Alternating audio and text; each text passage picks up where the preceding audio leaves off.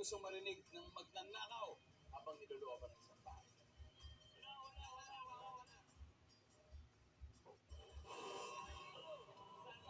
Stand by to steal, guys. Isabella, one last to go, one last shot. Mahulog na, furniture.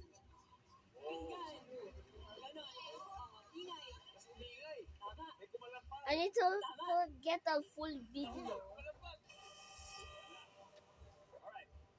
Emerson, anong sound ang hindi mo gusto marinig ng magnanakaw habang nilolooban ng isang bahay? Ito na talaga yun eh. Ito na yung pinaka-top answer. I got it. Tilo ng pulis, wang-wang. Sirena, Anthony, ano tingin mo? Ito po top answer din. Sound ng baril. Sound ng baril.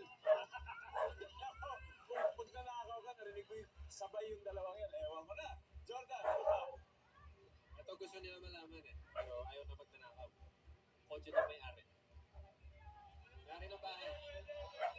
Paparating yung kotse. Paparating yung kotse. Papasok ang garahe. Papasok. Okay. Pare, merong wangwang ng pulis, merong baril, di ko alam kung kinasalaw, pinutok na yung baril, tapos yung may-ari paparating. Isang tamang sagot lang, Justin. Anong sound ang hindi mo gusto marinig na magnanakaw habang nilolooban ang bahay? I would say, wang-wang sa pulis.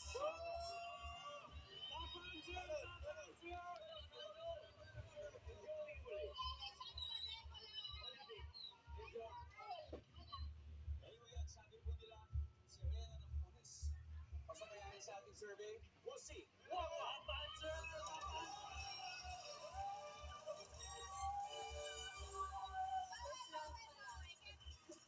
That's okay. Anyway, isa po tayong hindi nakuha. Everybody, number 4, please. Tama rin si Anthony.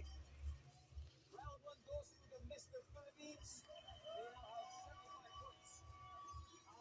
Mukha ko? Akin, tanggalin mo yun, yung mukha ko.